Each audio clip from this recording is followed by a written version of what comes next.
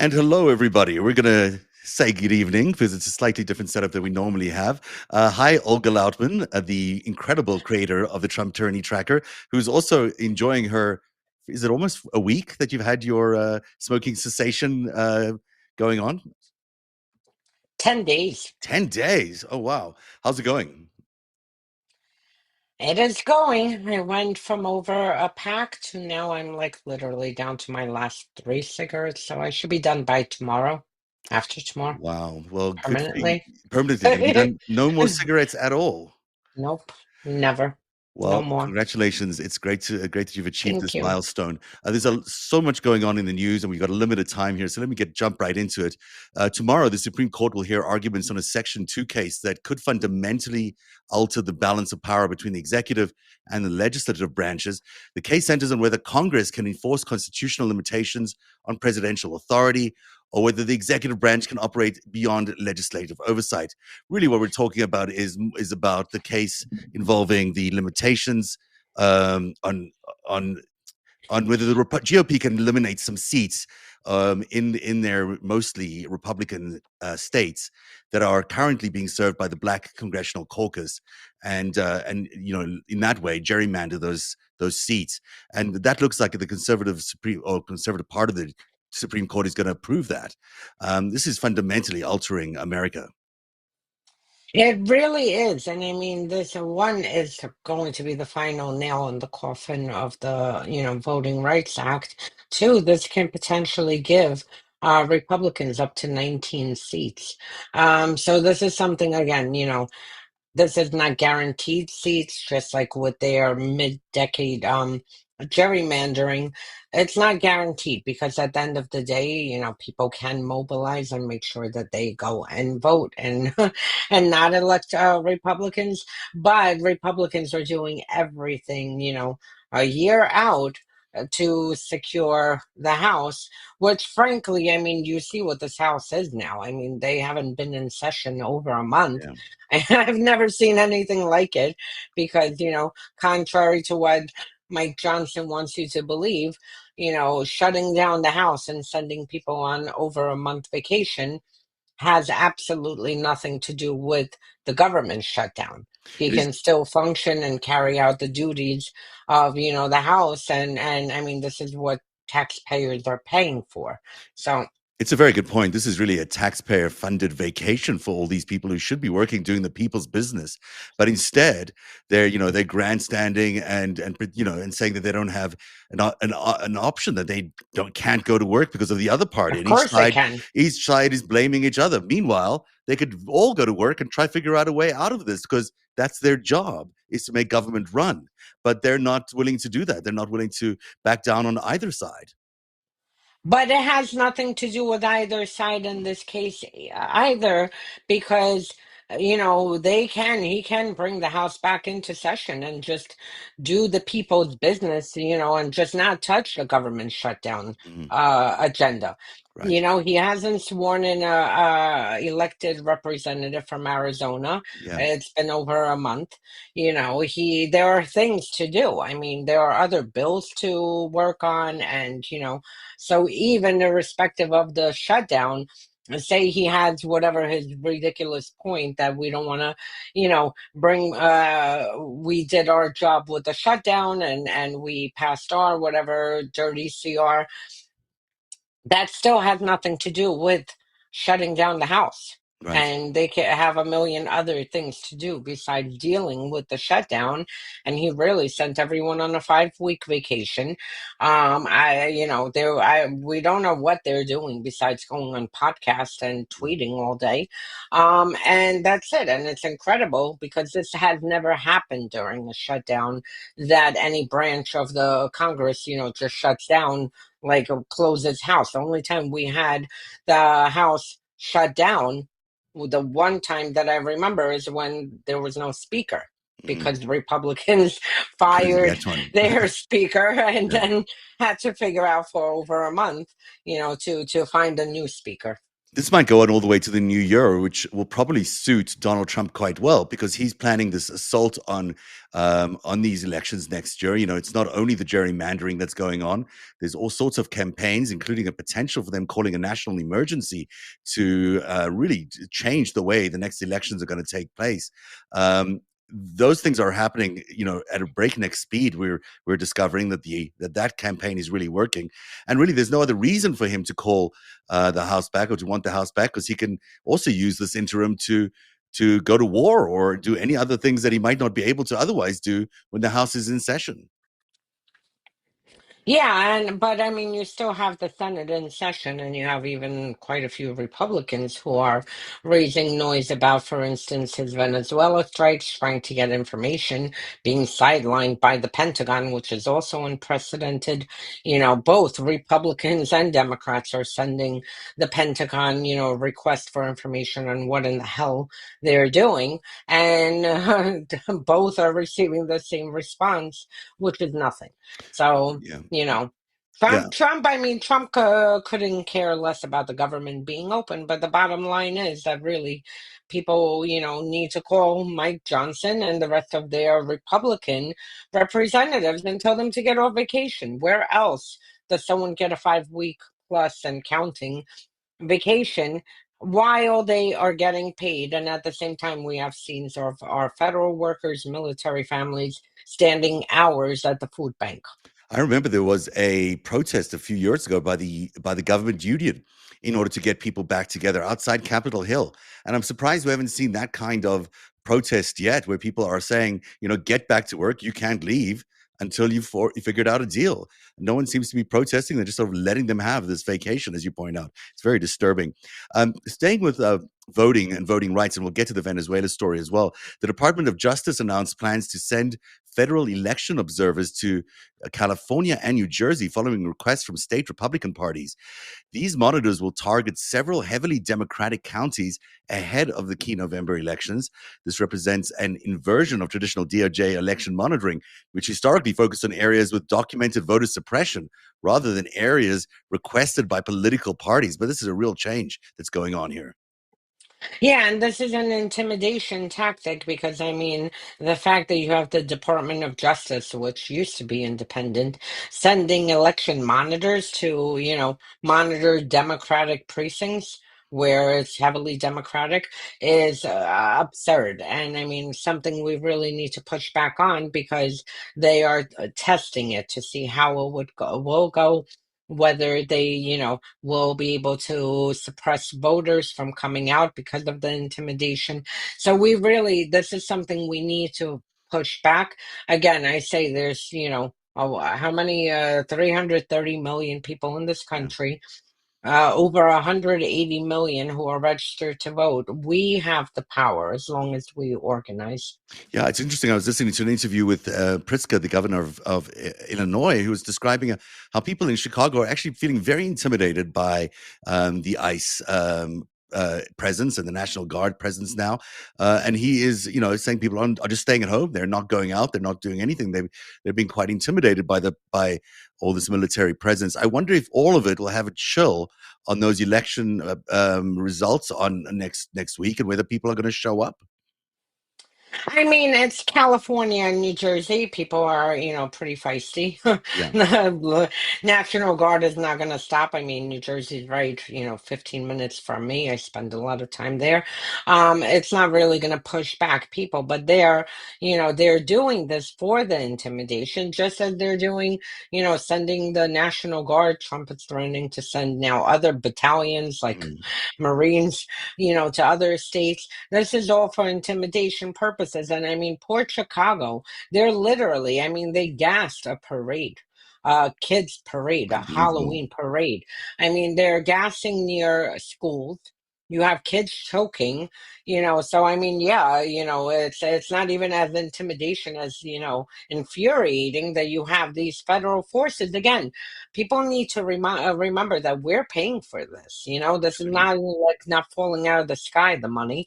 This is our money, and we are paying, you know, for these agencies and these units to be hijacked by this regime to turn it against the people. And we need to, I will, repeat it over and over. We need to organize and we need to strategically push back. And that's it. And, if anything, in Chicago, people should be more angry Mm. of the fact that their children can't even go to school without getting tear gassed or Absolutely. parade. It's a really difficult situation they're facing, and it's going to get much worse as he promises to deploy in every American city. Moving to the Pentagon now, U.S. military officials involved in Trump's escalating operations in Latin America have been required to sign non-disclosure agreements, NDAs.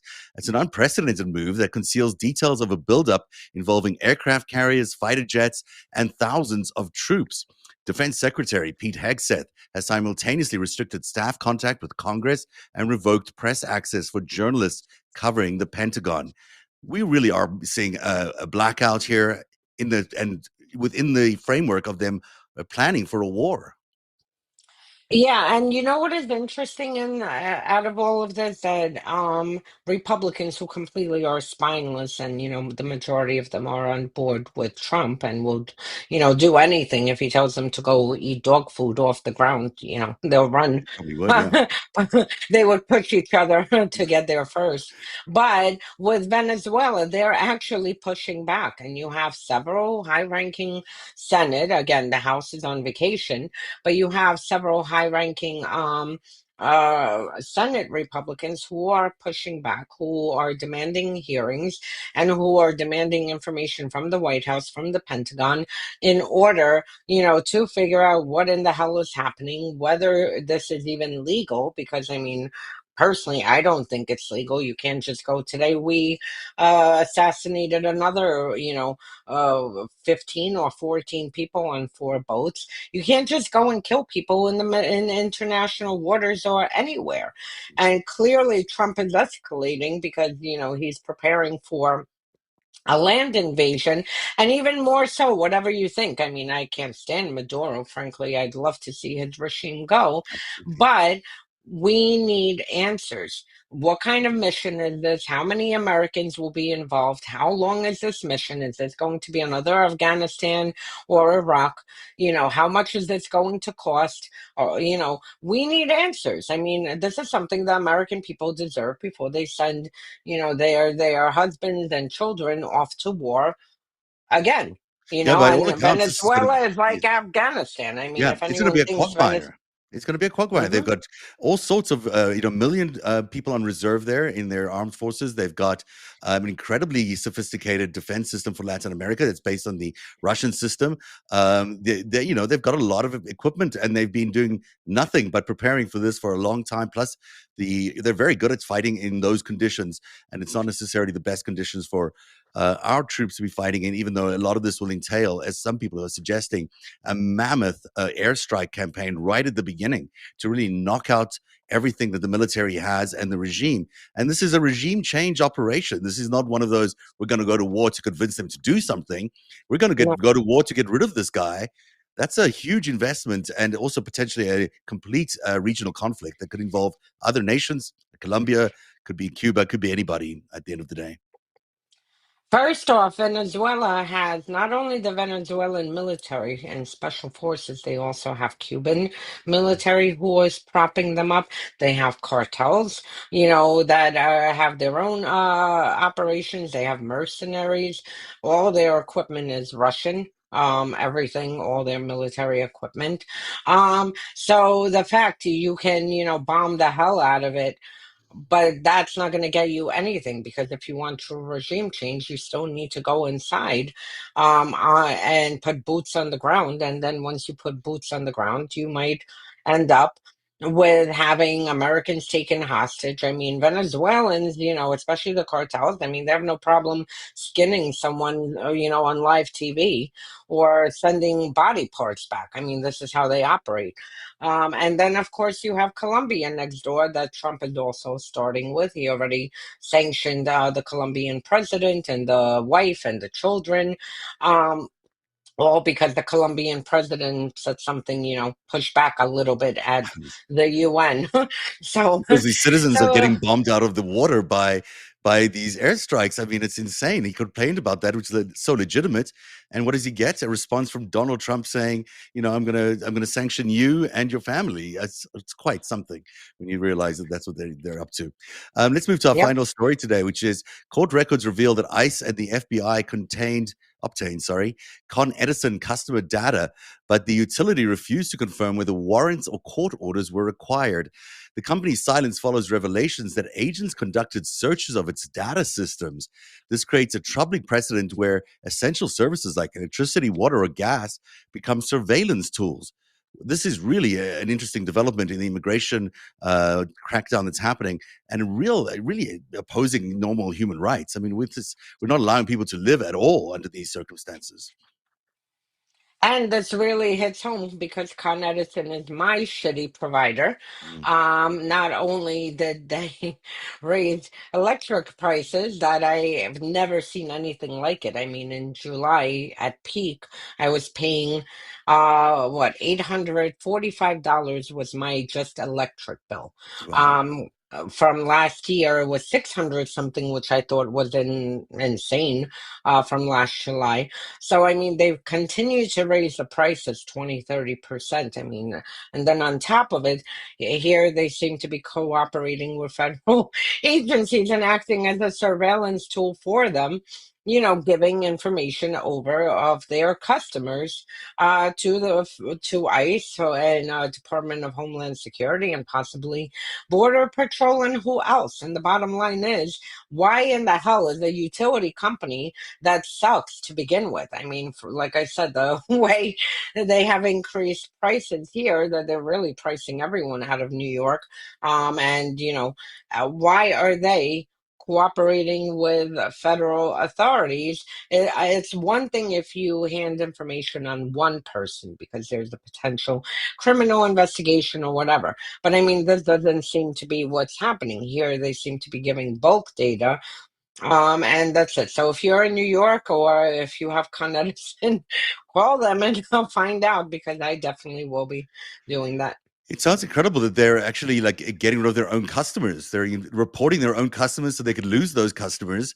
So ICE can deport these people. I mean, it seems so counterproductive and so counterintuitive to what customer service used to be all about. Now we live, Really, yeah, this is I mean, but this is what happens when you have a monopoly. I mean, our only choice is right, Con Edison. This is the only way we can get electric. And you have this monopoly, and, the fact that they are cooperating again. Today, it might be on immigrants. Tomorrow, it could be on anybody who speaks out against the regime. And trust me, New York is not a Trump friendly place. They could be handing over records on any of us. And it's absolutely. absurd. I mean, it's absurd. It's a freaking electric company. Their one job is to keep electric on, lower the prices, It and sounds that's it. Not Sorry, go ahead. I'm interrupted. It sounds like the Chinese social credit system, where they block off your ability to gain utilities or to travel or whatever, depending on what it is you're doing that might upset them at any given time. One quick last Yep. story. I forgot about this one. Trump urged all 6 members of the U.S.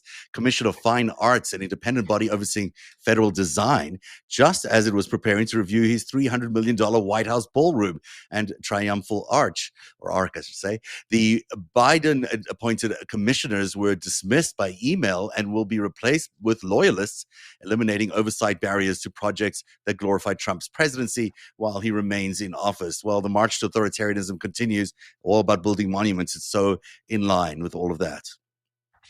Absolutely. And here you have, the one uh, predictive factor to this regime. Anyone who's in his way, he just purges. So here you have, this oversight committee that's supposed to review plans for his ballroom after he demolished the people's house without getting absolutely any approval. Asking Americans, do you mind if we demolish part of the White House? And on top of it, I mean, with this ballroom, not only did we have like every major corporation donating to this ballroom, but also Trump said that, he's more than happy to take anonymous donations. So you could imagine what this is going to be. This is going to be another crypto slash, how you call it, pay for play scheme, where you have foreign countries who will just, put money in to, and this is another avenue to say, oh yeah, I'm donating to Ballroom. Yeah. Meanwhile, it's, for their foreign policies, or to buy missiles, or to buy chips, as Yeah. in Qatar, and whatever. So I To mean, buy the whole thing is influence. Yeah. absurd. I actually Exactly. think it would, and I've never said this out loud, but I think this is just the start of what is going to be a complete overhaul of the White House into a palace. And what you're looking at, the scale of that first wing that they're renovating is going to be that big all the way across. That they're going to build, another 90,000 feet on the other side where the West Wing is, and God knows what they're going to put in the middle. But judging by his appreciation for gaudy Russian architecture, it's going to look a little bit like that, I suspect. Um, Like Mar-a-Lago will be a yeah, copy of yeah, Mar-a-Lago. but more Um, more ostentatious, probably a little bit more palatial, as it were. But really, unbelievable that they're doing it with now firing all the commissioners. People just don't have a say anymore. It might seem like nothing right now, but it's going to creep into your lives. It's going to creep into your workplace. It's going to creep into your futures, into your children's futures. This is the way the world is going to be if we allow it to continue. That is the Trump tyranny tracker for today. Olga, you've got a fantastic piece on unmasking Russia that came out this morning, I think, if I'm not mistaken, about 2016. Tell us what's in that piece and where people can find it. It was yesterday. Oh, so yeah, it's part of the 2016 election series that Julie Roginski and I are doing. This chapter, we're now up to, I believe, chapter 15. We focus on Manafort, Russia's inside man, and pretty much lay out all his work that he carried out for the Kremlin before becoming a free campaign manager for Trump, and really working with Russia's military intelligence to hand voter data over. So yeah, so check it out. It's on Unmasking Russia, my other blog, and also next Thursday, I am launching a new series on Russia and propping up the global far right. So stay Oh, tuned sounds for good. That'll that. be really exciting.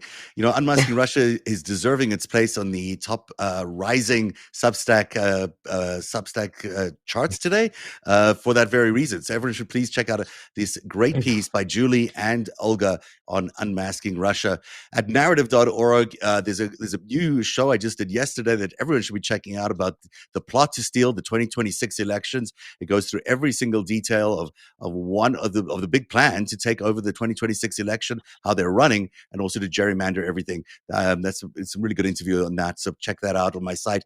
Plus, there's a new Greatest Heist chapter coming out soon, which will blow your mind.